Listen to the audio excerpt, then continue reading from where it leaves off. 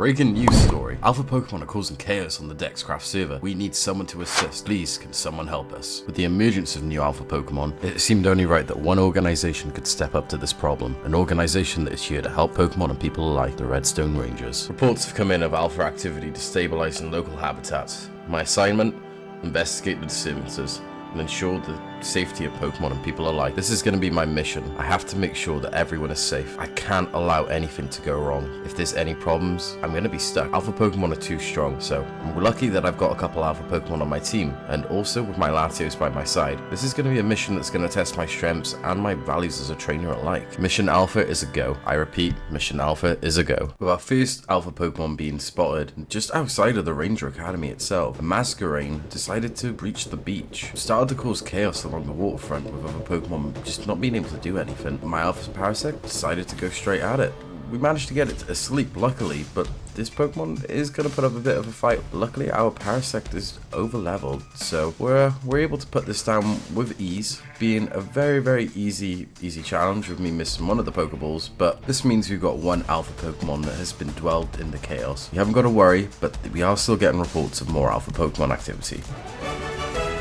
Our second Alpha actually showing up just behind nobody's base. It would appear an Alpha Laminion was out of its habitat. Normally you'd find these on the waterfront or even in the river biomes or the sea biomes, but this Pokemon decided to actually just show up at the Ranger Academy. This Pokemon Alpha is out of place, and honestly it felt like this was put here where it's in a biome it just shouldn't be. It didn't really make sense, but again, we were able to put this Pokemon to sleep, making it a very easy interaction with this Alpha. We were able to dwell the anger within it because these Alpha Pokemon, there's something weird with them. They keep appearing in biomes you just wouldn't expect them to be. And luckily we were able to successfully subdue the anger within this Alpha Pokemon.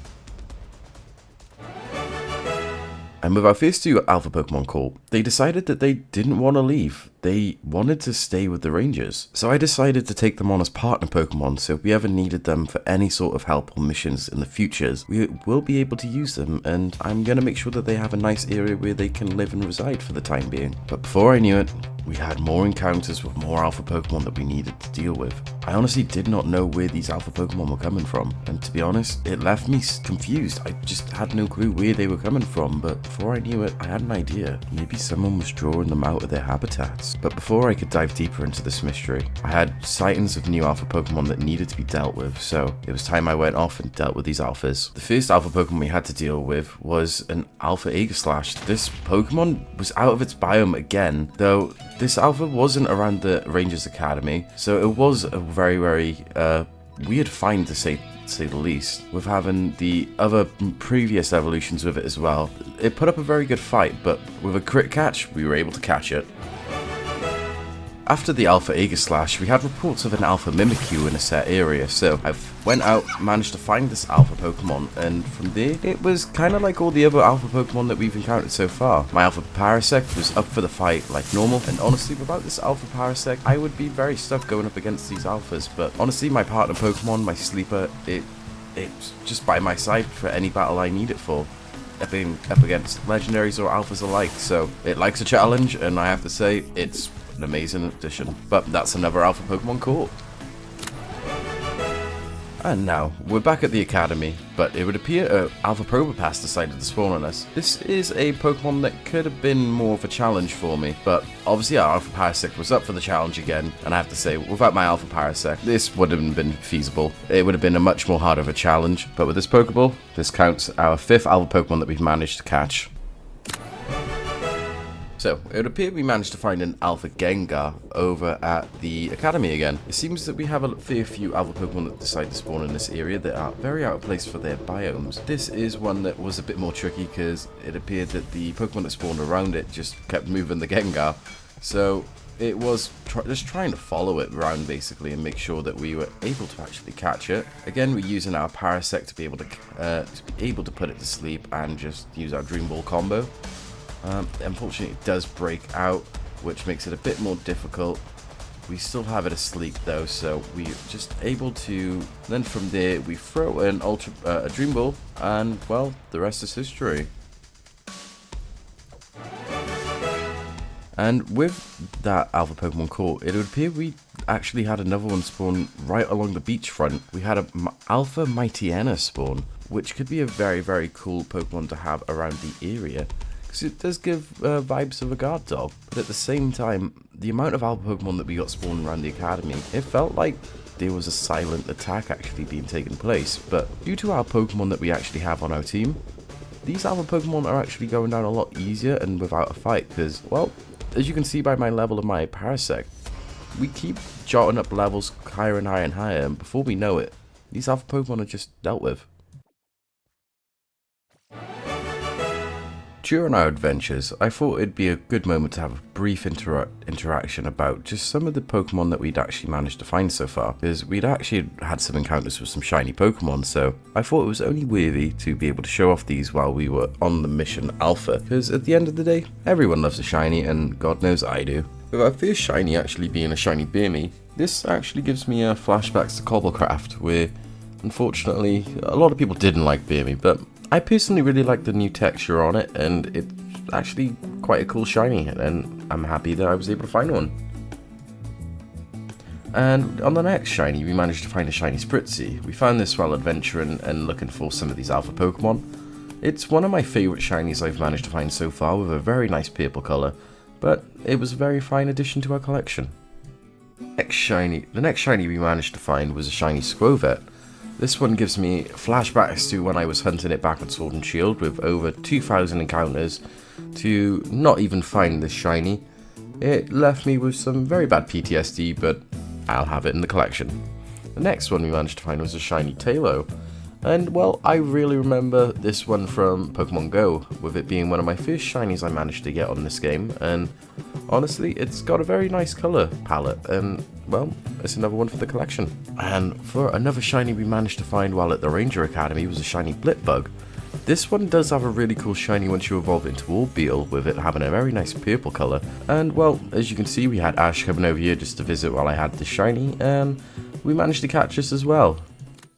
Whilst we were catching our Alpha Pokemon, there was a period where, unfortunately, I lost the footage of my Sandile, my partner Pokemon, evolving, but my Crocorock, I have actually got the footage of that evolving into a Crocodile. And after that, we will carry on with some of the Alpha Pokemon that are still left to be caught. See a cool evolution? Are you about to evolve? Oh, I am. I see it. I want to see how big he Crocorock, is. the Crocodile. This is about He's how probably big as tall as you're, like 4 blocks tall at least. Oh, Give it a sec. Wait a second. It takes a second. There we go. Oh my god. He's at least 5, maybe 6 blocks tall. He looks so cool. And well, this is another Alpha Pokemon we've now managed to find. We had reports coming in from the Tiger biome that there was an Alpha Vivillon around in the area, so we decided to go ahead and tackle this Alpha Pokemon. Unfortunately, it did a massive attack which took down my Parasect. From here, I decided to switch into my huge shiny Crocodile. I still need a nickname for this partner Pokemon, so if you have any ideas, let me know. But this Pokemon is one that's going to really help us throughout the series, especially as a ground gym leader. But from here, we did manage to, unfortunately, not get this Pokemon in the first couple balls.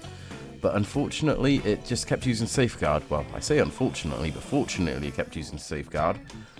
Bunny had an accident, so I just wanted to make sure she was okay. But going forward from here, we did manage to get quite lucky from here now.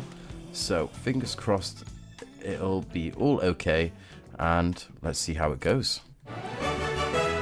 Whilst we got back to the Rangers Academy, this is where I had an encounter with probably one of the most scariest Alpha Pokemon I've seen yet. In our backyard, there was an Alpha Tyranitar, and honestly, I was quite worried that my Parasect wasn't going to be able to do anything against it, but we managed to get a Spore off before it actually managed to one-hit me with any of its moves. So from here, I managed to be able to hit it with a Giga Drain, and then we were able to bring its health down a fair bit. As you can see, my Parasect's level was still a bit under the level cap at this point, but from here we were able to hit it with one more Giga Drain, bringing it down to just under 50 HP. Honestly, this one was a more worrying one. I had got wind of this, and this was the one Alpha Pokemon I needed to make sure wasn't causing chaos. With this being a Rock and Dark type Pokemon, I felt like this Pokemon would have been a great addition for my buddy's team, the Gaming Nobody. And with him being a dark type gym leader, I felt like it would be a great fit for his team, and well, the rest was history. And with another alpha Pokemon spawning at the Redstone Academy, it would seem that we managed to get an alpha Shuckle. Our Parasect was more than up for the challenge with throwing it out, and from here we just basically put it to sleep like we normally do. And then from there, we managed to get one. I thought it was a ground type back from old games, but apparently it was not a ground type. It's a bug and rock, but it seems we got another catch. So we were in the spawning district, and then from there we managed to find ourselves an alpha Tesseria. Unfortunately, this was one that was going to be a bit more tricky because it was a grass type, so my spore ability is not going to actually work on it. We did have new players on the server as well, so I had to make sure that this alpha Pokemon was put into a battle phase so it couldn't cause any problems. We did have some issues trying to catch this one, as it was basically just not wanting to go in the Pokeball. It left me having to basically try and just whittle it down on health. I managed to get it down to 21 health, and then from there, some of the Pokemon around it did get in the way, but we managed to throw a Pokeball. We're still having some fails. Though it keeps deciding to break out, we did manage to be able to wrap it into a Pokeball. As you can see, I'm trying to communicate to some of the new members on the team, but we did manage to keep this Pokemon well away from the new members, so they did not have to worry about being overwhelmed by the pure power of this Pokemon. And before I knew it, it was a catch. A very long day of catching alpha Pokemon. It was about time that I decided just to put my head down for rest. At the end of the day, it's been a long one. I thought I'd put my feet up, chill at the academy, and get some rest. With day 2 tonight, it was time to get some rest. We lumber up into bed and tuck ourselves in ready for a good night's sleep. But this was before I realized we were about to have a dream. That Pokemon, that cry, could that have been one of the Guardian Pokemons that I've read about in the library? I have to investigate. This can't be. Felt like it was calling me to the ocean. Even our Latios had seemed to have heard something. It felt a disturbance. It felt like the Guardian Pokemon was calling us over. It was safe to say Latios knew where to go, so I just followed it, and from there, we had our encounter. Here that the Guardian Pokemon that had called us to the sea, it was none other than Lugia itself. I guess it sensed presence and the power that we'd managed to obtain within the past couple days. Honestly, this turned out to be one of my toughest battles as a ranger yet. Going up against a legendary Pokemon of this caliber, the Guardian of the Sea, the protector of Pokemon that live in the water, this was tricky. With it knowing Life Dew and other forms of attacks like this, it really left me in a struggle. Luckily, I had my Articuno that I'd managed to found at my ranger base not long before, and obviously I have my Latios, my partner Pokemon, by my side. This was a challenge, and I can't lie. It refused to get in the Pokeball with a kill of my Articuno, and not long behind there, my Parasect decides to almost go down as well. We did manage to get it asleep at one point, but it just did not want to stay in the ball. With my Parasect now down, it was now time for Alakazam, but even then, I just couldn't do anything against the raw power of this legendary Pokemon. It left me baffled, but I felt blessed that it called out to me when I was asleep. It pushed me further and made me stronger, that I knew I could actually have a chance of catching it, and well, after a long fought battle, it wasn't long. And with that capture, it appears we managed to get ourselves a Guardian sign, so we're able to now summon Lugia at any time throughout our journey, which will be very useful. After a long day and a long week of catching alpha Pokemon, with the mission going according to plan, it was time that we reported our findings back to Ranger HQ. Phase 1 of Project Alpha has been a success. With the DNA we've collected from the alpha Pokemon, we are one step closer to achieving our goal.